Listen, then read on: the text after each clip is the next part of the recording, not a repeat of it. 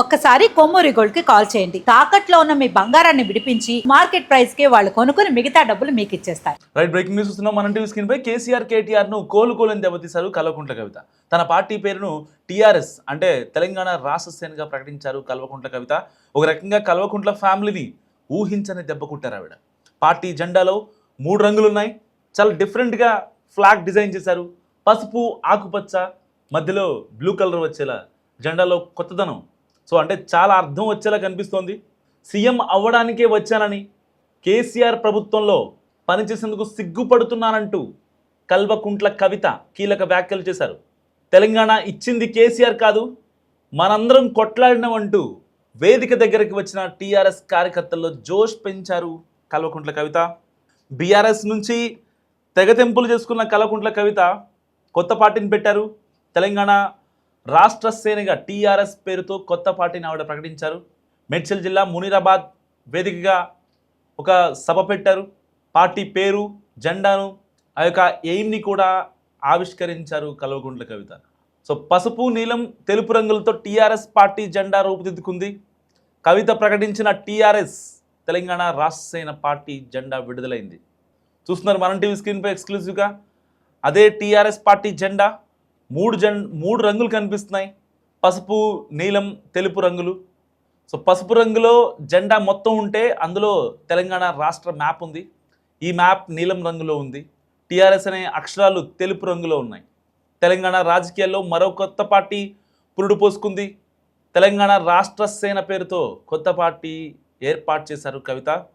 గతంలో తన తండ్రి కేసీఆర్ స్థాపించిన తెలంగాణ రాష్ట్ర సమితి తరహాలోనే కవిత కూడా తెలంగాణ రాష్ట్ర సేనగా తన పార్టీ పేరు నామకరణం చేయడం రాష్ట్ర రాజకీయాల్లో చర్చనీయాంశంగా మారింది. అవతలి వాడు మనవాడైనా సరే, అధర్మం వైపు వాడుంటే వాళ్ళ మీదైనా సరే యుద్ధం చేయడానికి ఖచ్చితంగా వెనుకడుగు వేయకుండా ముందుకే వెళ్తామని తెలియజేస్తూ, మరి ఈ 3 పార్టీలు కూడా Congress party single agenda Rahul గాంధీని ప్రధానమంత్రి చేయాలి. BRS party single agenda farm హౌస్లో పెద్దసారి ఉండాలి, చిన్నసారి సీఎం కావాలి. బీజేపీ పార్టీ సింగిల్ ఎజెండా సామాజిక న్యాయాన్ని కథం పట్టియాలి. కాబట్టి 3 పార్టీల మీద కూడా యుద్ధం చేసేది ఉన్నది. అలుపెరుగని పోరాటానికి సిద్ధం కావాలని చెప్పి మొత్తం మన జాగృతి సైనికులందరినీ కూడా నేను పిలుపునిస్తా ఉన్నాను. సో ఇలాంటి నేపథ్యంలో సామాజిక తెలంగాణ లక్ష్యంగా ముందుకు వెళ్తాం. తెలంగాణలో ఏం జరుగుతుందో అర్థం చేసుకోండి.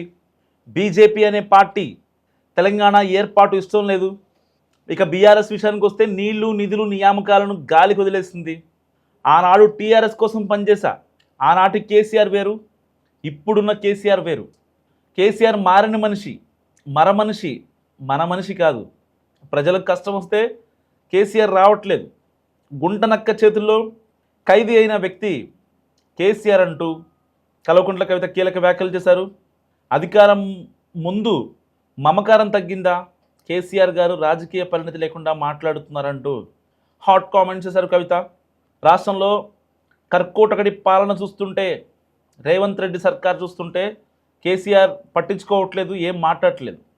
అందుకోసమే బీఆర్ఎస్ విఫలమైంది కాబట్టే నేను ఈ టీఆర్ఎస్ అనే నిర్ణయం తీసుకున్నానంటూ కీలక వ్యాఖ్యలు చేశారు కవిత. ఇలాంటి నేపథ్యంలో నన్ను పార్టీ నుంచి వాళ్లే పంపించేశారు.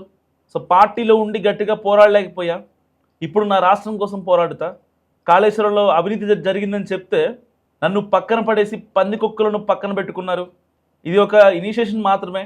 In front there is crocodile festival అంటూ కల్వకుంట్ల కవిత హాట్ కామెంట్ చేశారు.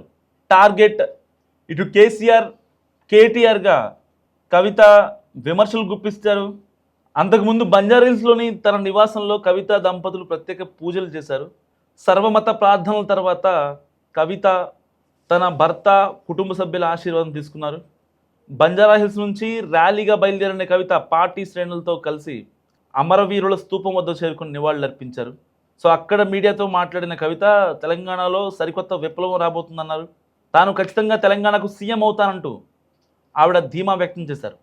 సో ఇప్పటికే జరిగిన మున్సిపల్ ఎలక్షన్స్లో చాలా మట్టుకు అంటే కొన్ని వార్డుల్లో కల్వకుంట్ల కవిత ఏదైతే బలపరిచిన అభ్యర్థులు ఎవరైతే ఉన్నారో వాళ్ళు కాస్త ముందంజలోనే ఉన్నారు. అంటే ఒక ఉనికి ఏర్పాటు చేస్తున్నారు కల్వకుంట్ల కవిత.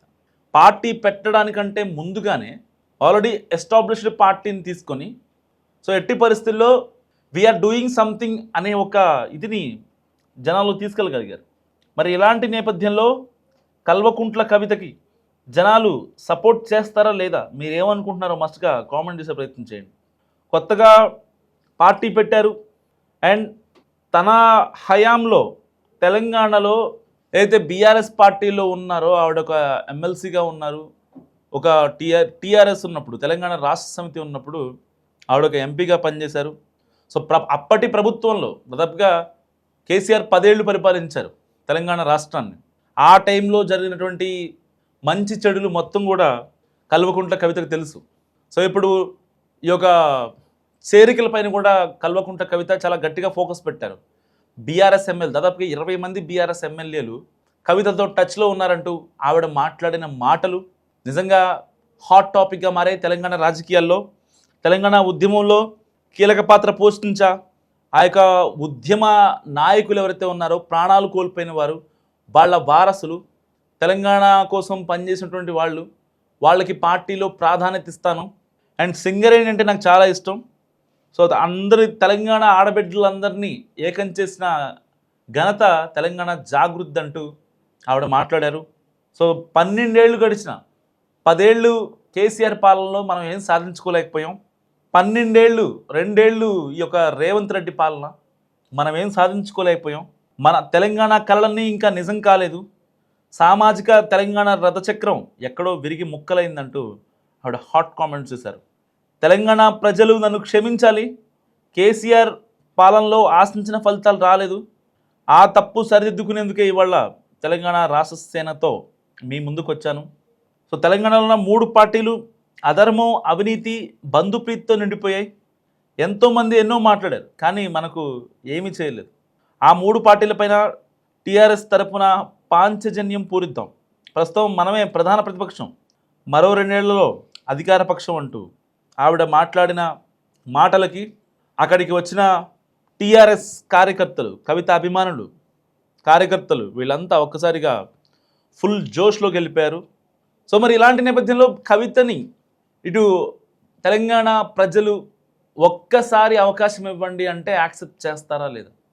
గతంలో ఏపీలో కూడా ఏదైతే దివంగత ముఖ్యమంత్రి వైఎస్ రాజశేఖర రెడ్డి చనిపోయిన తర్వాత ఆ యొక్క జగన్మోహన్ రెడ్డి పార్టీని స్థాపించడం, ఒక్క ఛాన్స్ అంటూ అడగటం, రీసెంట్గా తమిళనాడులో టీవీకే చీఫ్ విజయ్ ఒక్క ఛాన్స్ అంటూ ముందుకెళ్ళటం, మళ్ళీ ఇప్పుడు టీఆర్ఎస్ అధ్యక్షురాలు, తెలంగాణ రాష్ట్ర సేన అధ్యక్షురాలు కల్వకుంట్ల కవిత కూడా ఒక్క ఛాన్స్ అంటూ తెలంగాణ సమాజాన్ని అడుగుతున్నారు. సో మీరేమనుకుంటున్నారు? ఈసారి ఓటు ఎవరికి వేద్దాం అనుకుంటున్నారు? కవిత పార్టీకి మరి సపోర్ట్ ఉంటుందా అన్ని వర్గాల్లో? ఇటు రైతుల దగ్గర నుంచి కార్పొరేట్ కంపెనీల వరకు చాలా స్ట్రాటజికల్గా ప్లాన్ చేస్తున్నారు, స్ట్రాటజికల్గా అడుగులు వేస్తున్నారు కల్వకుంట్ల కవిత. జాయినింగ్స్ విషయంలో కూడా కంగారు పడట్లేదు.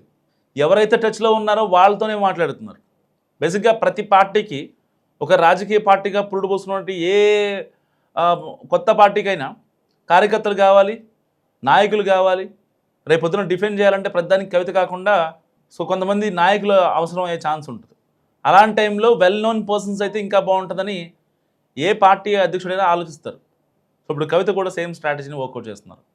దానికోసం సో క్లీన్ మంచి ఫేమ్ ఉన్న నాయకుల్ని మాత్రమే ఆవిడ ప్రిఫర్ చేస్తున్నారు. అందరినీ చేర్చుకోవడం ద్వారా రేపొద్దున ఏదన్నా జరిగితే అసలుకే మోసం వస్తుందని అబ్జర్వ్ చేసిన కవిత చాలా స్ట్రాటజికల్గా వెళ్తున్నారు. కవిత మరి సక్సెస్ అవుతారా లేదా మీరేమనుకుంటారో మస్ట్గా కామెంట్ చేయండి.